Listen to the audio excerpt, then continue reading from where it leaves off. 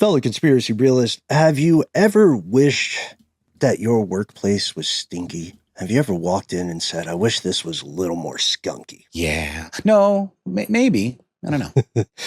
Well, that's what happened almost 80 years ago at Lockheed Martin, we must imagine, because in this week's classic episode, we're learning about something that is an open secret now, but was much more of a secret and indeed a cradle of conspiracy back in the day.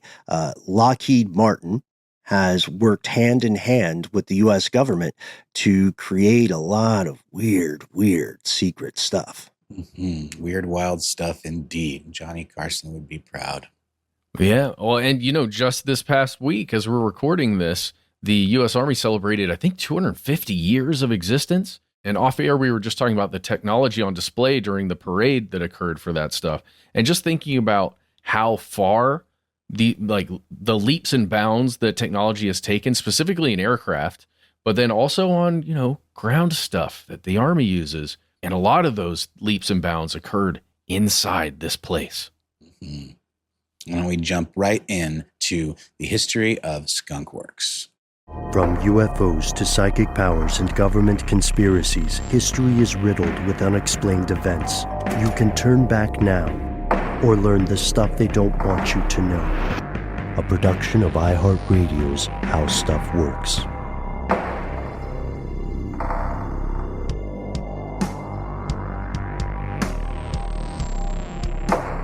Hello, welcome back to the show. My name is Matt. My name is Noel. They call me Ben. We are joined, as always, with our super producer, Paul, Mission Control Deck. And most importantly, you are here, and that makes this stuff they don't want you to know. Now, honestly, it's great to see you guys. I have no idea what time it really is. I'm looking at a clock here now that says it's right around 4 p.m. or a little bit before Eastern time. But who knows? Maybe it's arbitrary. It's 8:49 p.m. GMT. Okay, there we go. And body clock-wise, it's, I think, 14 hours ahead for me. But I'm a little out of it. But I think we're going to have fun with today's topic. What's it like in the future, Ben? It's interesting. No flying cars yet. Velcro's making a comeback in a big way. In so shoes, stay tuned or for that. Are they finally getting more uses out of it? Everywhere. Oh, wow. Everywhere. I'm a little weirded out by all the buttons around us right now. But but yes, the show must go on, right? Today's episode has nothing to do with the Oscars. There's not a good segue. Today's episode has nothing to do with that, but could be fertile soil for a different episode in the future. Today we're talking about something strange that's happening every single moment of every single day here in the U.S. and abroad. It's military research, and this is a very spooky, boogeyman-esque sort of phenomenon for a lot of us. Some folks maybe like Matt, you and I grew up on X-Files, right? Noel, I know you watch it. I don't know how into it you were. I was into it. Yeah. Medium. I watched it typically with no lights on while listening to the Bare Naked Ladies song 1 week. So the three of us then were very much into X-Files, right? And X-Files paints this picture of a vast interlocking conspiracy between corporations and governments, right? To advance suppressed technology to better the elite's control of the world as we know it. The thing is, that's sort of true.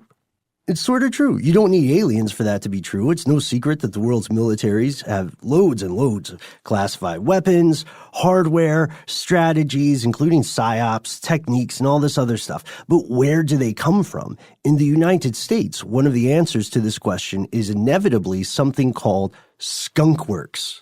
It's a cool name, right? Yeah, potentially pretty smelly. Yes, there's something stinky about it. But what exactly is Skunk Works? To answer this, we have to start with the story of something called Lockheed Martin. So here are the facts. What is Lockheed Martin? You've surely heard of it before. There are buildings here around Atlanta with the names plastered across the top of them. This title, or this term, let's say, Skunk Works, can really be applied in a lot of different ways to a lot of different things, but normally to secretive, some kind of experimental facility, like a lab or a factory, something like that. But the origin of the phrase Skunk Works really does come from this single company, Lockheed Martin Corporation. And to really learn about it, you have to go all the way back to 1943. And there you find the United States Army's Air Tactical Service Command, or ATSC, or ATSC. Because, you see, the ATSC had a bit of an issue. They were worried about German rocket science, specifically jets, as well as, the things that would become missiles and the potential technology that existed there.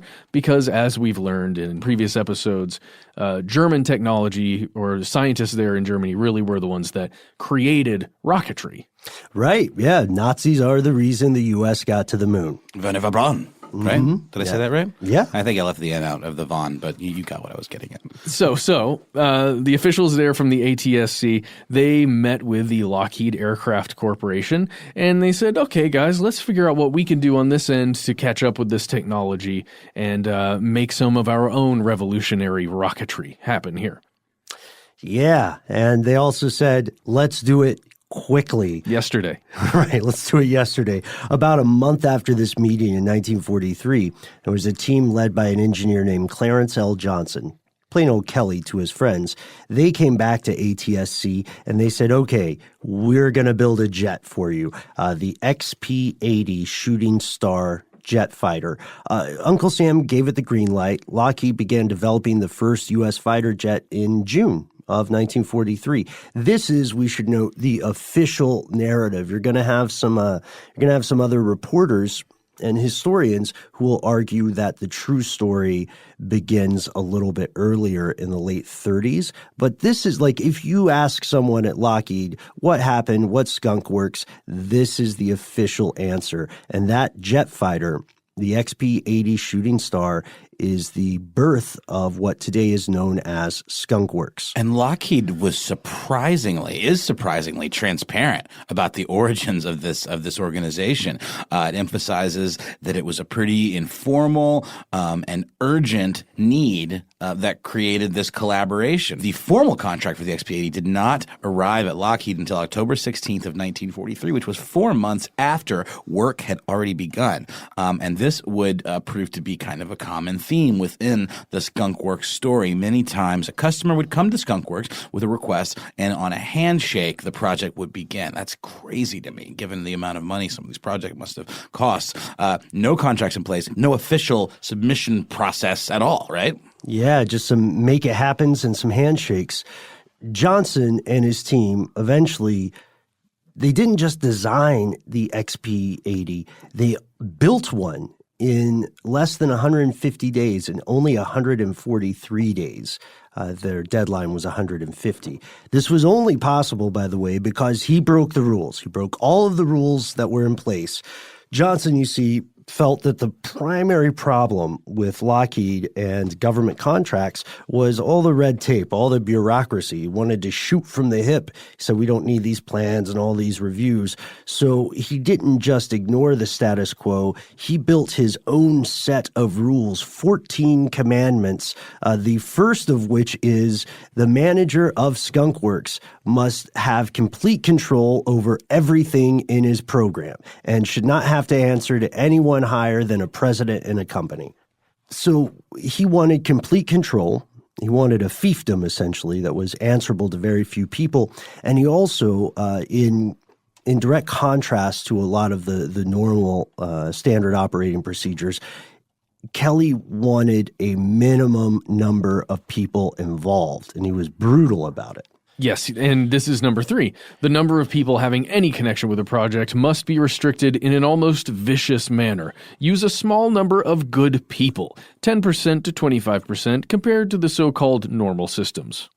And he also said, less reports. Yes. We want to look. We'll show our work, but we don't want to have to check in with you. This guy, I get the feeling this guy hated meetings. Yeah, and also less inspections. Like, or at least use subcontractors and vendors and other things for some of the testing stuff and inspection. He's like, don't duplicate so much inspection. We can't do this in that amount of time. And don't let people outside Skunk Works get in. It's kind of Fight Club-ish, you know? It is. The first rule of Skunk Works. Anyhow, we have to note, though, that when this started out, it was just a cool idea, and it was just a desperate measure to get something in the air that could fight the Axis forces. They didn't actually call it Skunk Works for a while. So we have to ask ourselves, how did it get its name?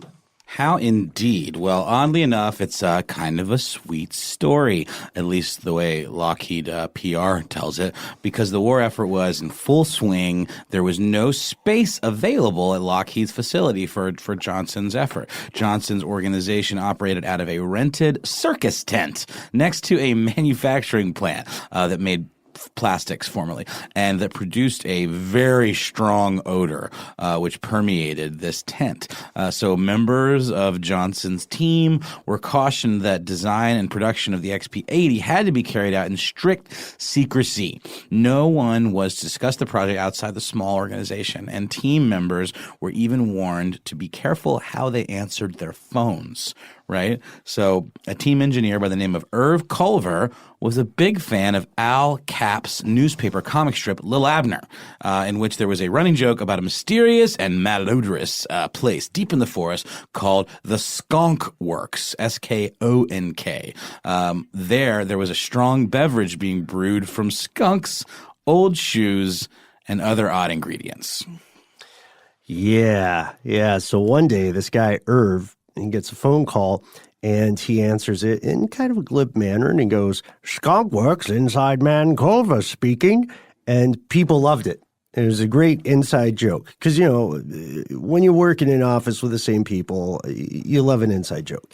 So other employees started adopting this, and they started calling their division of Lockheed Skunk Works, and eventually that changed to Skunk Works. So it's not... It may be surprising to find that they weren't secretly working on some kind of weaponized odor. This was just actually a neat little office job joke. Well, it's not even an office job. It's a circus tent. It's a rented circus tent outside a plastics facility, and the whole place reeks. And they're in there like doing really important technological work and engineering work. It's so weird to me. It's so weirdly punk rock and kind of like DIY. When you think of government work, you think of everything being all buttoned up in these like airtight labs with like clean rooms and all that stuff. And this was not that. Yeah, exactly. It's strange, too, because Skunk Works is often brought up as an example of old school conspiratorial corporate warmongering. You know, it's part of the war machine, the stuff Eisenhower warned us about, and rightly so. But if you learn about Skunk Works today, it's actually a registered trademark of Lockheed. That's a far cry from any off-the-books operation. Their official name is not Skunk Works. That's just the name everybody likes. Their official name is Lockheed Martin's Advanced Development Programs, or ADP. But again, why the hell would you call it that when you have a fun name like Skunk Works just begging for you to say it and shout it to the rooftops? I don't know. Advanced Development Program also sounds pretty dope. Like Advanced Idea Mechanics? Yeah. The Marvel fans out there? Yes. And the elite squad of scientists operating at Skunk Works were known affectionately as the Smelly Boys. Mm-hmm. And now let's look at Skunk Works today. So Skunk Works still conducts a ton of classified research. We actually do not know how much we don't know what it's doing, really. We know a little bit. And It's a well-known organization in the world. It's not even an open secret, you know. They, in fact, have published a glossy brochure with a 10-point agenda. This was back from 2015 that was focused on kind of selling it to the public and then selling it to the government, or at least the people who signed the checks for contracts. And it was kind of boring, and it's very full of trade jargon. It's like, we're focusing on keeping costs down. We work closely with the government. We also build these prototypes and we give the savings to you, Uncle Sam. And today, the primary site is out there in Palmdale, California. It's the middle of the nowhere. Why would you drive there? Desert, about 60 miles from LA. Yeah, and that's almost directly north across the mountain range there to get there near Lancaster. Really, I don't know, it's isolated, but it really is close to Los Angeles. Yeah, 60 miles is not that far. It's just up the way from the Antelope Valley Mall. And in LA traffic, it probably only take you about 3 days to get there. Mm-hmm. Unless you had an experimental Skunk Works helicopter or hypersonic vehicle. This place is huge. There are 100 buildings. There's an estimated 3 million square feet of floor space, and the vast majority of the stuff here is off limits. But there are occasional press tours, and journalists get a peek behind the curtain. So this is all on the up and up, right? This is no longer a secret lab, something that we think of in association with DARPA. This is actually a government contractor who's trying to work on its public image. Mm-hmm. And, you know, you have to look no further than something like Boeing to know how important public image can be. There's no question Skunk Works has played a huge role in military innovation, especially in the field of spy aircraft, material tech, things like that. But the question for today is, what else are they cooking up in there, and what's coming out in the future? And we're going to get to that, at least what we've been able to find, after a quick word from our sponsor.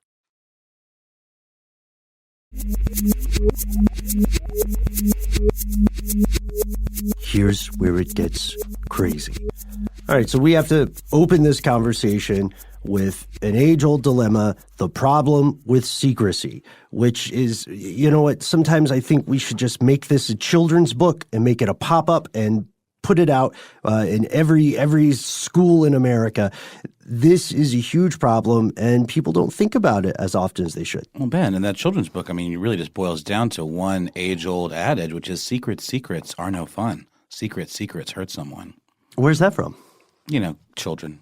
Really? Mm-hmm. Yeah, but also secrets protect the nation from security threats that we've determined to be it's not going to fly threats to society. Come on, man. and aliens. Well, there's no judgment and brainstorming. We're spitballing here. You know, I think we're going in the right direction.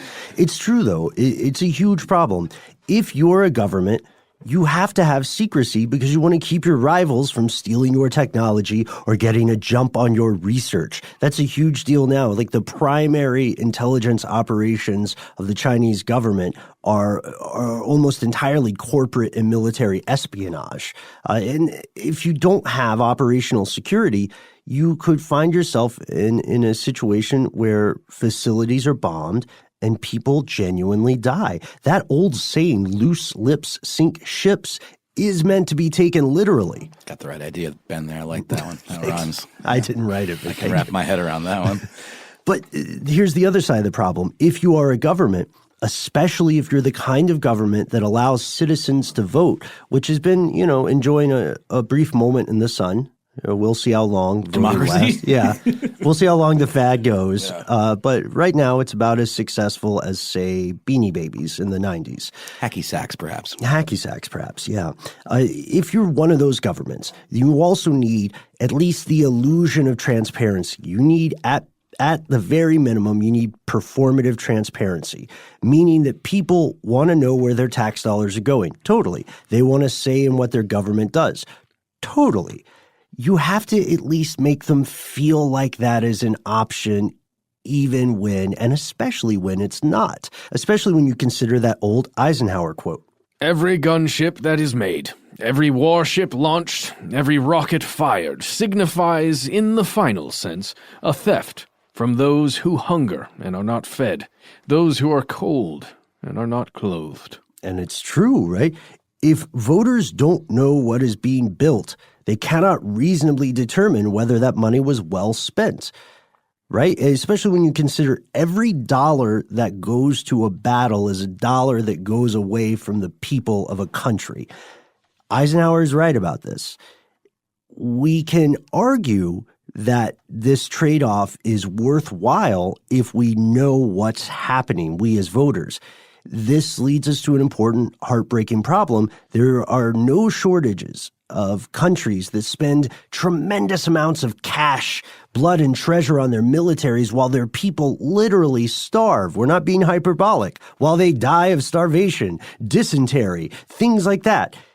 But, the rockets keep firing. We need gas. We need bullets. We need more radar capability. And so in the absence of transparency, speculation thrives. I always think of that creepy Tom Waits thing. I don't even know if it's a song. Maybe it's more a performance piece. What's he building in there? You guys know that one? I'm unfamiliar with this. Yeah, I don't know that one either, Ben. It's uber creepy. It's like peak Tom Waits creeping around going, what's he building in there? And it's a good question, right? Because we are giving if we're voters, we are giving a portion of our income to a thing in a tremendous trust fall. We're asking this Leviathan, this gigantic mechanism, to make our lives better, or to, at the very least, maintain a standard of living to which we're accustomed. And now we're throwing money in a black box. So what is Lockheed building in there, and is it worth the expense? That's the question, and it's tough to answer because we know some stuff about Skunk Works, but how much do we actually know? Well, we know some from the past, we know some from the present, and all of it from the future because we've been consulting with an oracle. No, I'm just kidding. We don't know anything about the future, but let's talk about the past stuff that we can talk about, and hey, let's make a determination. Was this worth it? Well, some of us starved. That's really what we're saying here. So let's think about it. Here's the first one. Lockheed YO3. Noel, what is that? Well, I'm glad you asked, Matt. The YO3A, as it were, was designed to a U.S. Army spec from the 1960s, 1968 to be precise, which called for an observation aircraft, a spy plane, right, that would be acoustically undetectable from the ground when flying at an altitude of 1,200 feet at night. 9 of the 11 YO3As produced operated in South Vietnam at night from 1970 to 1971, only 14 months, and never took a single round. Absolutely were never shot down, right? Mm-hmm. These are fascinating aircraft, Ben. I was wondering if you've ever talked about these on Car Stuff or any of the other shows. No. This is, I think, the first time any of us have mentioned this on air. Yeah, this is a pretty neat one. It's an out-the-box thing, and whenever we talk about research in these sorts of fields, we're looking at a huge attrition rate. A ton of stuff never makes it off the blueprint stage, and a ton of the stuff that makes it to a prototype never gets beyond where the Horton HO-22 was. Yes, exactly. Like that, right? But this was, just to stay on here just for a second, it was a smaller aircraft. You can find pictures of the YO-3 online, and if you look at the pilot, it's like the pilot looks pretty big in the photos because the plane is relatively small. It's got a tiny little propeller up front, single propeller, wings that are not large in width, and just to fly around at night, being quiet, observing troops. It did its purpose, and like Noel said, it didn't get shot down. So, it was certainly helpful for the military, right? Mm-hmm. Yeah, it was helpful for the military. You could also argue that it saved the lives of U.S. forces. There you go. Through its surveillance capabilities. One craft that might be more familiar to some of us would be the Lockheed U-2.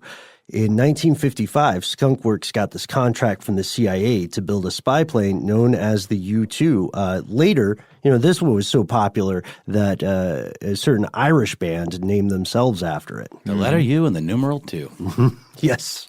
And they were right on the edge with that one. And the idea for the U-2 was to fly over the USSR and try to photograph sites that they couldn't see using other methods. They operated for a number of years. The first flight happened on Independence Day on July 4th, 1956, but the U-2 stopped flying when a guy named Francis Gary Powers was shot down over Russia. So the U-2 was not as successful as the Yo-3A. I should call it the YO-3A, but I like Yo. Though it did operate for a much longer time. It did. It did operate for a much, much longer time. And then we also know about the Lockheed A-12, which was a logical successor to the U-2.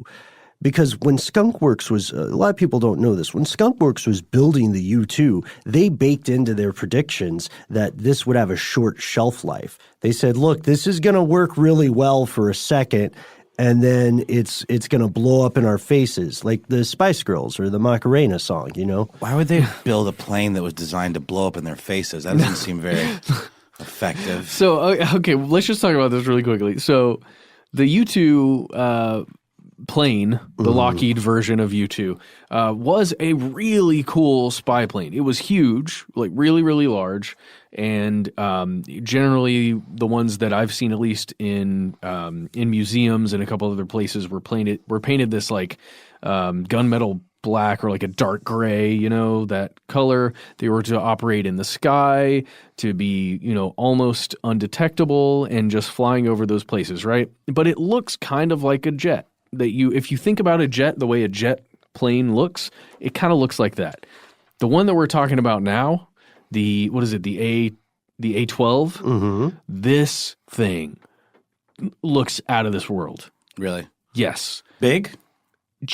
It looks like a fully different kind of aircraft. Got it. If you look at a see what picture you're of saying. it. I see what you're saying. So like the designs were really next level stuff. Sort of like those crazy, the design started to get a little more angular and crazy, like with those stealth bombers that Donald Trump really thinks are invisible. Well, yeah, because they had a specific thing they were trying to do with this plane, right? Yeah, they wanted it to be invisible, essentially. And it is the antecedent of the much more famous SR-71 Blackbird. The interesting thing about A-12 is that it was already in the works when the U-2 was rolling out, because they predicted that correctly, as it turns out, that USSR detection technology would catch up with the evasive capability of the U-2. And then the A-12 was strange because it required some help from the CIA. Now, you might be saying, guys, the CIA, they're not exactly experts in engineering, nor are they experts in aviation. That's correct. But the problem, here's where they came in. So Skunk Works had to build 5 of these A-12 aircraft. They wanted it to go Mach 3 plus, and they wanted to build it out of titanium. It was very tough because in the Cold War, the USSR controlled the titanium game. They had like 90+% of the titanium trade. So these folks went to the CIA and they said, hey, we know one thing you're good at, setting up front companies. And the CIA said, yeah, we're all about that. Oh, we know. We heard about that in a very recent episode, didn't we, about the NGOs? Exactly. So the CIA set up a dummy corporation entirely to acquire titanium for the A-12. That was very stuff they don't want you to know, and it worked. How pissed off would you be if you were the USSR, where it turned out, when you found out that the Socialist Titanium Consortium of Eastern Turkey was actually the agency, and you sold them the stuff they needed to build the spy planes that were flying over you right now. Right. Whoa. Right. Dirty deeds done quite expensively. Yes. There you go. Well said. Let's pause for a second for a word from our sponsor, and then we'll dive into some more examples.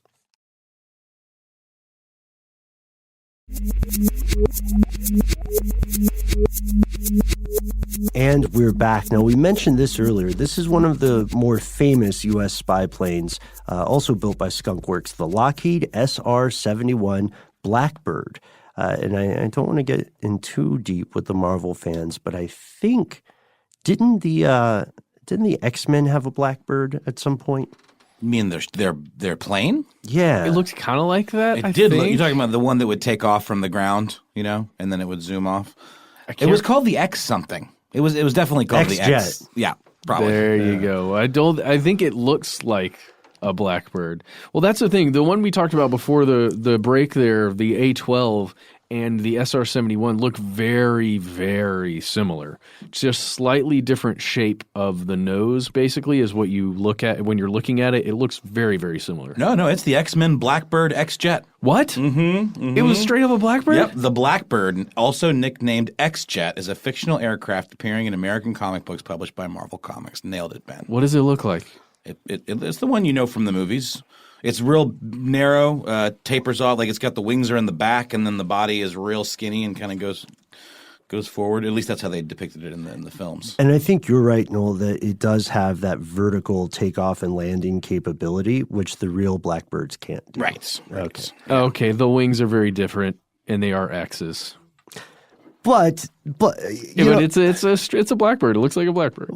But the real Blackbird's cool too. It's not comic book level cool, but it is cool. Dude, when I was in middle school, Yeah.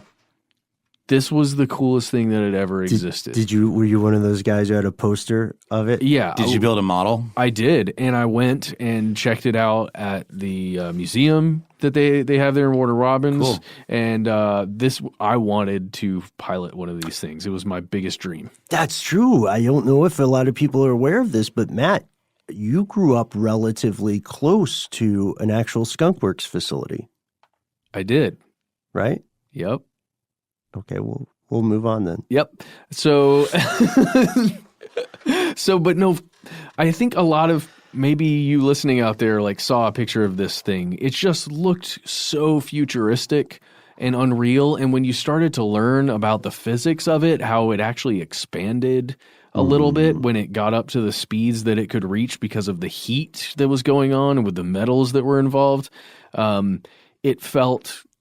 it just felt like it was out of this world, like it was alien technology or something that we had captured. You combine that with the whole X-Files enthusiast thing. I mean, come on. It also seems like it was really difficult to fly. Oh, I'm sure. You know, that's a problem with a lot of spy planes is that they're terrible on the ground. They're terrible to take off. They're terrible to land because they're just designed to float at a high altitude. So you have to get up there first. It's kind of like, birds that there's so many birds that are terrible on land but amazing in the air. Like the great frigate bird, it looks like a nincompoop when it's trying to walk around because it's not made for the ground. It's made for the sky. Ben, you missed a really great voicemail we had on the listener mail episode where someone proposed a conspiracy theory that ducks are in fact not floating on the surface of the water, but that they have weird gangly legs that extend all the way down to the bottom of the lake or what have you. Mm-hmm.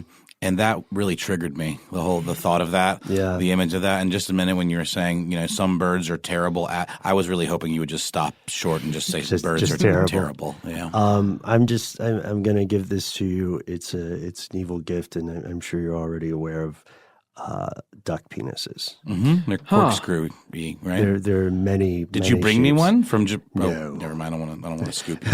No. I did not. Duck penises are Lovecraftian is probably the best way to describe it. Don't they like hook in and won't let go? They're evil because ducks reproduce non-consensually. That is the most diplomatic way to say it. So the SR-71 Duck Blackbird. penises aside. Spy planes. But this, I have to talk about this a little more because Yes, I think please, it's so cool. please. So the previous model, the A-12, you can only have one pilot in there. It's just you by your lonesome flying around up pretty dang high and going ridiculously fast. So you're maneuvering away from people being able to shoot you down, at least hopefully. Sure. This SR-71, you could have a pilot, co-pilot in there, helpful in case one operator loses consciousness because you are traveling so fast. And the other thing is that this thing operated for longer than anything that Lockheed was producing before then when it comes to these advanced programs. Right. It went from 1966, this futuristic thing, went from 1966 until 1998. That's when it was in service. Like they didn't even massively update it, or they would have had to give it a new model name, right? It was just awesome, and it stayed awesome. And it was expensive, so it's okay to do. They're still researching the next step or the evolution, but they have to be very sure that it's worth sinking billions of dollars into a new design. Into the R&D alone, not to mention the manufacturing, right? Quick question for my own edification here. What do these things actually do? I know they're spy planes and they're surveilling, but is it with radar? Is it taking aerial photography? Is there listening devices? I just wonder what the implementation of this absurdly expensive technology is, and how does it benefit us? Well, I mean, it looks cool, and it's just nice to kind of have a flex. Okay. It's what's called a long-range strategic reconnaissance craft. Essentially, they have a bunch of eyes in the sky. They have infrared imagery, they have radar, airborne radar, electronic intelligence gathering systems. They have counter missile systems, right? So they can avoid both ground-launched missiles and other birds in the air.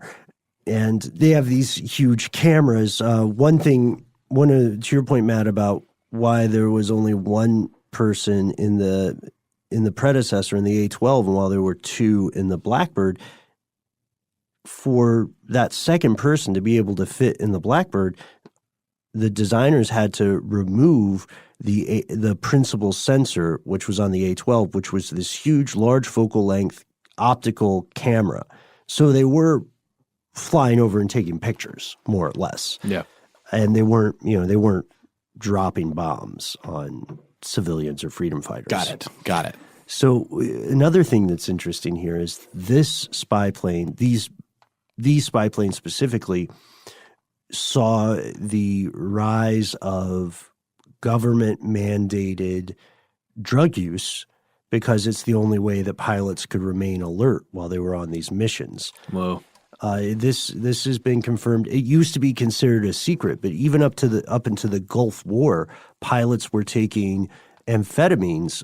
There's a brand name, Dexedrine, which is the brand name for dextroamphetamine. This was given to pilots to keep them alert during flights longer than 8 hours. Mm-hmm. Wow. Benny's was another one, right? Like popping Benny's, the housewife pill of the 1920s and 30s, I guess. And then didn't the Nazis take some form of this as well? Or that was more of they're amphetamines, that's all. Right, That's all that is, yeah. Blitzkrieg operatives took them. Hitler loved them. Amphetamines were, very common in war because they work. Yeah, and now we give them to our children to help them pay better attention. That's Adderall, right? Mm-hmm. Which essentially, studies have shown they act very similar to amphetamines. Yay. So we know that the technology Lockheed was capable of creating was years and years ahead of what the public would be aware of. And we also know that the innovation, the pace of innovation there was much more precipitous than the public might have thought. We also know that Skunk Works projects were not confined to the air. Please don't think that all Skunk Works does is work on aircraft. It's just that we know the most about the aircraft. They also made things that worked on the water. Yeah. Talking about the Sea Shadow here as one example. Again, Lockheed's got this look now at this point once we enter the 80s. Oh, yeah. It's now 1984. They're using that gunmetal black coated looking crazy awesome stuff. Cybertruck didn't come from nowhere. That's exactly right. Now they developed in 1984. It started working being deployed in 1985. A stealth boat, essentially, or transport vehicle, and it looks crazy. AKA the duck penis. No, that was no. They changed the name to the Sea Shadow when they rolled it out. Yeah, that was just the working title when they were keeping it under wraps and Skunk Work and the family. Yeah, and it's either called the 9-529 or IX-529. This thing, it looks crazy. If you can just Google Sea Shadow, maybe Lockheed. That's probably the best way to find it. It doesn't look seaworthy. No, it doesn't. And it's hard to understand what you're actually seeing. It's like, oh, wait, is that a submarine? But wait, those sides are just diagonal. How far down do they go? Wait, what is this raised part? Are people inside that thing? It looks like Darth Vader's helmet or something, like the top of a Darth Vader helmet. Or like that weird dude in the first Star Wars movie who had just kind of the dome thing on his head, Oh, sure, It looks kind of like that. And there's people standing on top of it in this image that I'm looking at, and there's an antenna of some sort. But yeah, it's got like a weird little windshield, like 4 kind of little trapezoidal interlocking windshields. And then there's open space underneath it, which is the part that really throws you off. It's like it's above the water, but there's this it's almost like a moving tunnel kind of. It looks like an chronoplan. You guys remember those? I don't. Chronoplan. What is that? Chronoplan is somewhere between a ship and an aircraft. It uses the ground force effect to hover over the water. They're so cool. EKRANO plan. Oh, would that be what I would maybe have always heard of as just a hovercraft? They're different from a hovercraft. They're different. They don't have the thing. They don't have the inflatable They don't have the parts. bladder at the bottom. Right. Interesting. They look like this. They're so cool. So they use propulsion to literally hover above the surface of the water with like fans or something like that. And that's interesting. I always wanted to ride one, but a lot of them are either decommissioned or in countries that are difficult to get to. Interesting. Well, what's going on with the Sea Shadow? Because I'm with you guys. I'm like, how is this thing functioning? It was an experimental ocean surveillance vessel. It was built way back in 1984, which is crazy. The idea is that it's reducing its footprint, its radar profile. So that's part of why it's floating like that with this hydrofoil on board. So it has 2 separate hulls, and they're connected by struts. So the hulls that you see are underwater. So there is more to it than just a flat plane. And the ship was used in secret experimentally until 1993. So for almost a decade, this thing existed off the grid and was not universally acknowledged. People were saying, hey, I saw some weird stuff out there in the ocean. And people were saying, whoa, Donnie, slow down on your whatever their version of Adderall was at the time. And this was also one of the first tests of automation to reduce the number of actual people on the vessel. Interesting. And now this one has an ignominious end because in 2006 the U.S. Navy gave up on the Sea Shadow and they literally tried to sell it at an auction and nobody would buy it.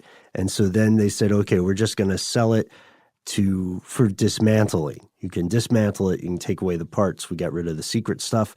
And they said, look, if you buy this, there are 2 conditions. 1, you cannot sell it. 2, you have to scrap it. And they sold it in 2012 when it was dismantled, but it lives on because there are ships like the Impeccable and the Victorious that still have the same kind of structure. I'm going to just show you guys. This is an actual ship. It's working now. Whoa. They took that weird missing piece of the hull or that center cut out, and they kept the twin hull design, but they made it much bigger. Man, that's fascinating. And there's a lot of money there. So these are things that have all happened in the past. We know currently that Lockheed's doing a couple of pretty fascinating things. One of them makes sense, and one of them is an out of nowhere thing that I guarantee will sound like sci-fi to 95% of us listening. The first is the Lockheed Martin SR-72. Makes sense, right? Wait. Can we do one thing before we hit the 72? Totally. Because it's something that Noel brought up that I have another picture of in my mind that I'm assuming other people do too. Yeah. And I think it's the F-117 Nighthawk, which is, I think that's what it's called. What's it called? It's Lockheed. It is Skunk Works. And it's the Nighthawk. It's the stealth fighter jet-looking thing that looks kind of like a hawk or an owl or a bird of prey or something, similar to all the other designs we've been talking about. Oh, yes. Yeah. It's the one that I remember seeing when I think it was Desert Storm was occurring in the 90s. The thing was built in the 80s, around the same time that they were building the, what were we just talking about? The Sea Shadow. The Sea Shadow.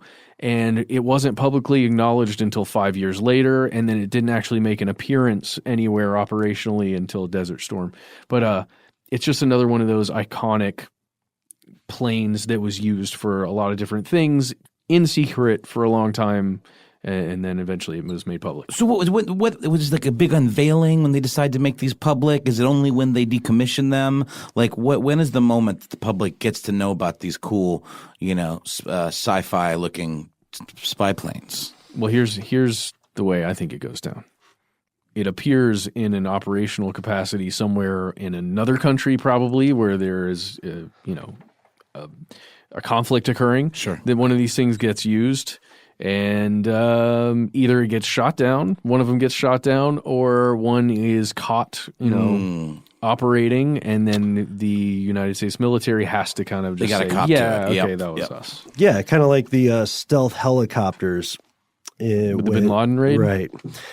Yeah, the Nighthawk was publicly revealed, or I would even say publicly acknowledged in 1988. Okay, yeah. And people still didn't really clock it until, as you said, Matt, in the Gulf War in 1991. It's weird to call it a stealth fighter because it has stealth fighter capabilities, but it's mainly a ground attack aircraft. Yes, dropping bombs, like hot mixtapes. So that's amazing. That's one of the posters I had. Yes. Because it's just so iconic. I apologize that I jumped back to that, Ben. We have to. So let's go. I'm going to take you back now to the big brother of the Lockheed Martin SR-71, the SR-72. Oh yeah, this one is still in the works. Still in the Skunk Works. According to Lockheed, it's going to replace the 71. It's going to have a middleman role between surveillance satellites, manned aircraft, and unmanned aerial vehicles, UAVs, those creepy blimps that are so far up in the sky you can't see them. I think I'm supposed to call them airships now.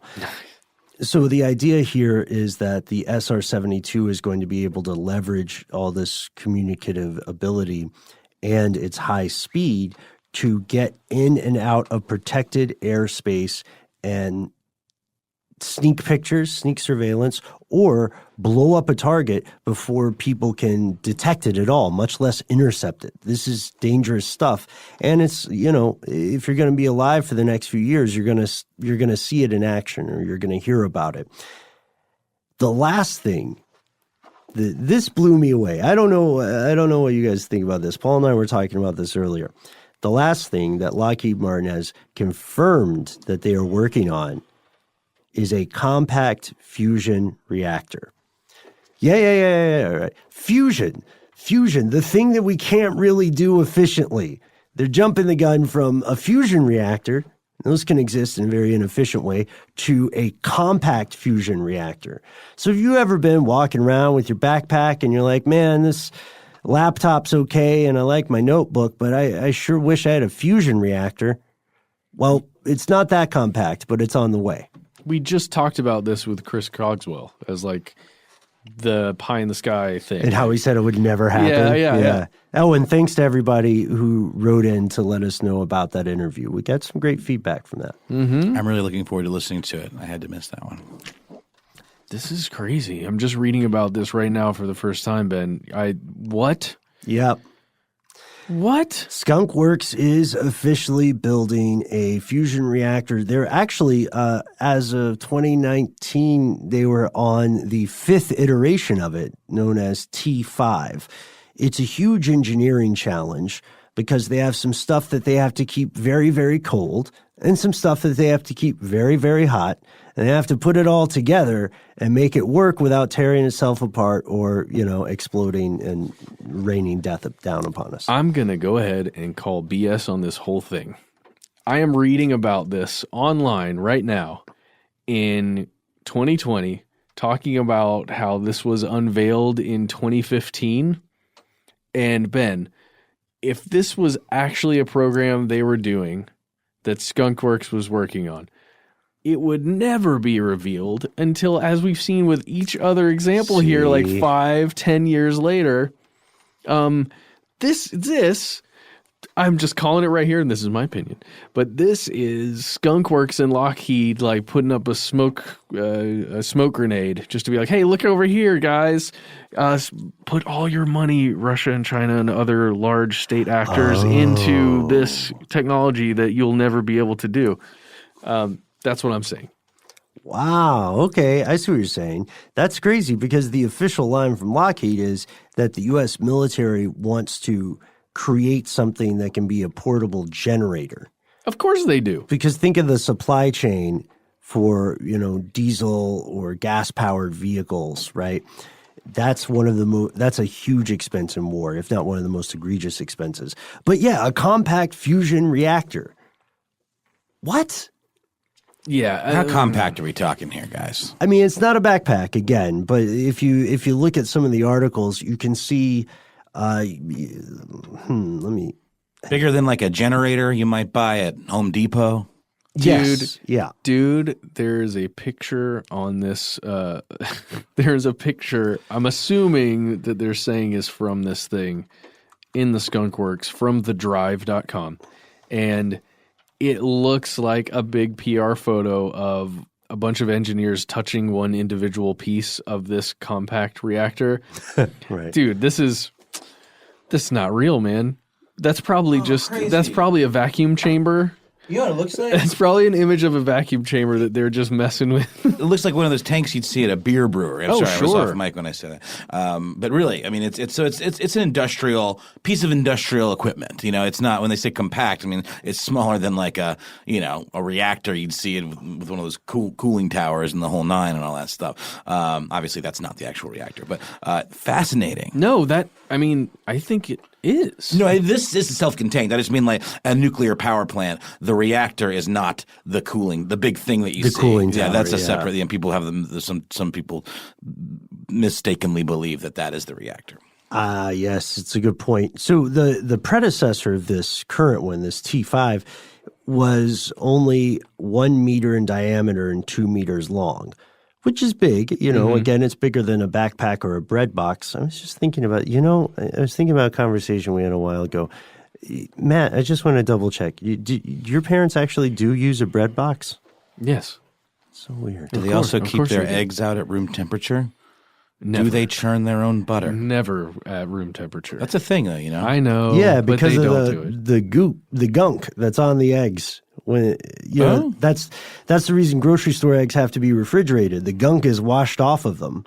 That's why amniotic fluid. No, it's like a protective. It's like a protective thing that keeps bacteria from coming in and rotting eggs. So you don't have to refrigerate eggs if you buy them from a farmer's market or if you just get them from a chicken, if that's where you're at in life. The gunk. I got it. Yeah, it's a technical term. I'm sure it's an acronym. Well, guys, we're approaching the end of this episode, but we got a few kind of housekeeping issues to take care of. What else? I mean, given its long history, Skunk Works is often a kind of go-to for a lot of fringe researchers who believe the government may be developing or hiding advanced suppressed technology, which they almost certainly are. Well, they were. They have been their Yeah. whole career. That's what I'm saying. So whole that means lifetime. they still are. We just don't know. We won't know about it for another 10, 20, however many years. You It's know? kind of like saying, is Mel Gibson going to say something anti-Semitic? Well, he's got a track record. You know what I mean? Maybe it's Hey, but people can change, Ben. Sure. Government agencies can no. Anyway, it behooves them to do this. And honestly, this isn't an inherently like negative thing. It doesn't have to be seen as some kind of Sure. nefarious, shrouded kind of activity. Just because we don't know about it doesn't mean it's, bad for us. In fact, us not knowing about it is kind of important. That's sort of part of the deal, right?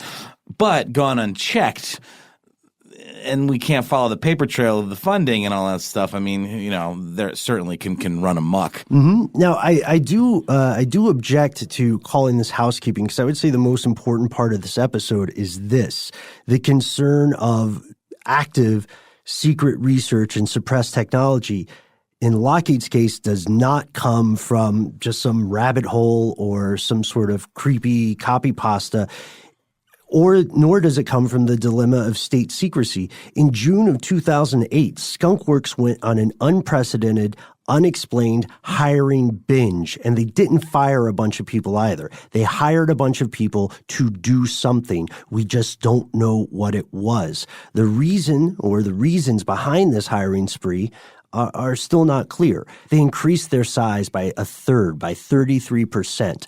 That's a crazy amount of people to hire.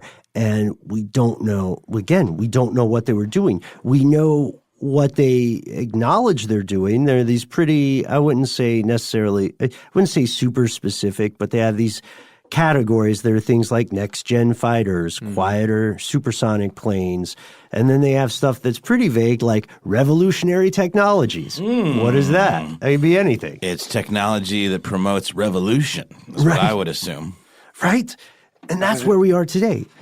Today Skunk Works employs 3,700 people, and these are facilities in Palmdale, California. That's the big one. Also Fort Worth, Texas. Also in Georgia.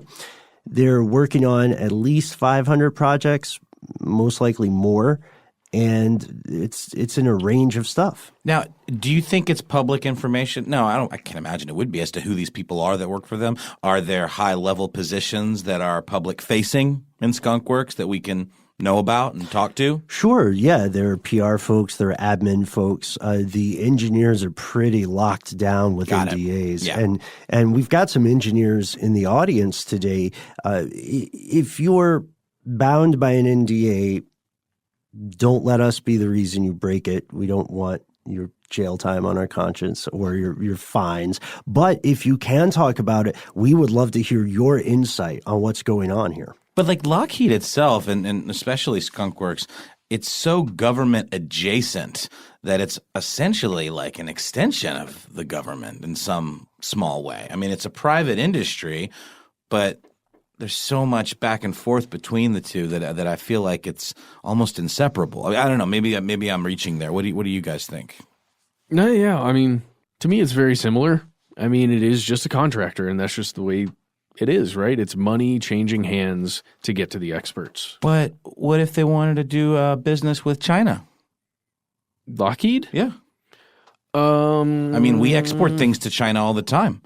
If they're a private industry, why can't they sell these planes to other countries? Well, just speaking of, China is simultaneously trying to produce a reactor based off of Lockheed Martin's reactor. Yep. And also, we know that the government or the U.S. government has to approve certain sales, and they can do this through a carrot or a stick approach. So they can sanction certain sales, meaning they will disallow them, and then they can incentivize other ones through a number of different ways.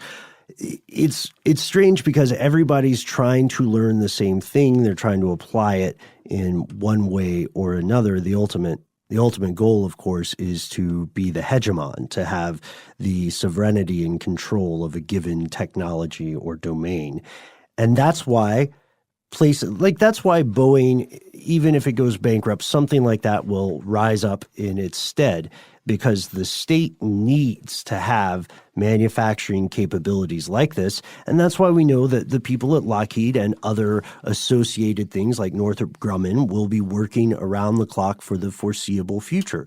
The stuff we named is already crazy, but that's just the stuff we know about. So what do you think, folks? Has Skunk Works moved more or less completely into the public eye? Or, like Matt just argued, are there still secret, unacknowledged projects at play? If so, what are they? And what are they going to do? And when will we find out about them? 20 years afterwards? Yeah. 30? Probably. I'm telling you, that SR-72 is out there right now. It's been spotted. It's the reason for numerous UFO sightings over the past 10 years. I guarantee it. And now we spent 80% of this episode just talking about the different spy planes. Who else knows what they're working on there? Like ice cream that doesn't need to be cold to be good, or like Dorito flavored ice cream, or I'm just spitballing here. I'm not a member of Skunk Works. Oh God.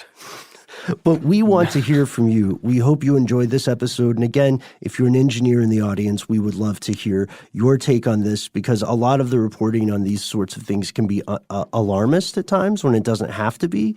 But you should, if you are lucky enough to live in a country where you can vote, you should pay attention to where your tax dollars are going, and you should have a conversation with yourself and your friends about the dilemma between secrecy and transparency. How much transparency do you deserve, and how much secrecy does your government need? Let us know. You can find us on Facebook. You can find us on Instagram. We're all over the internet.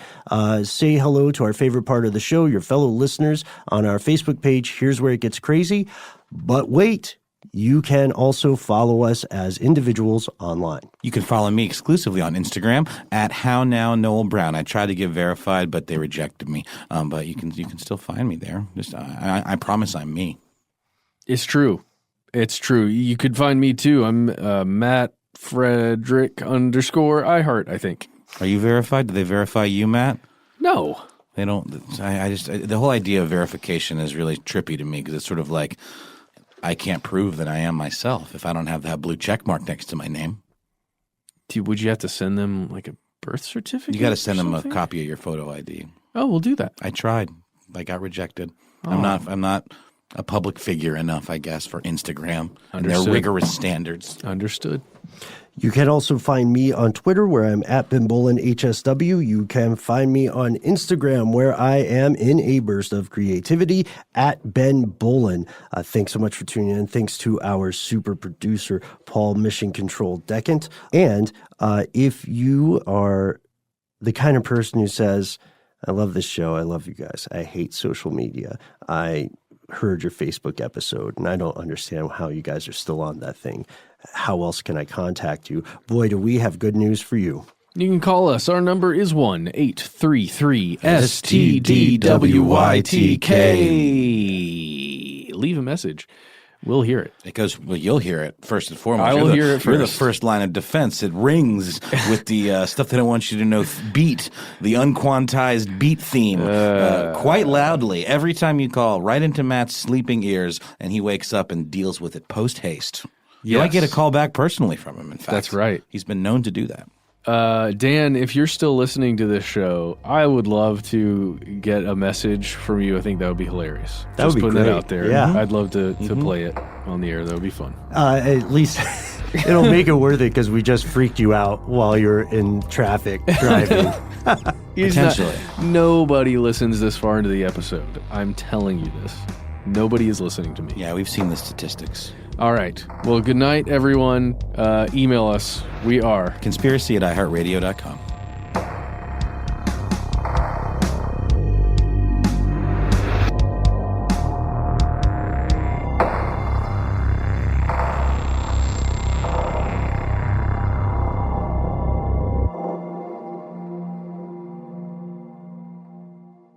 Stuff They Don't Want You to Know is a production of iHeartRadio's How Stuff Works. For more podcasts from iHeartRadio, visit the iHeartRadio app, Apple Podcasts, or wherever you listen to your favorite shows.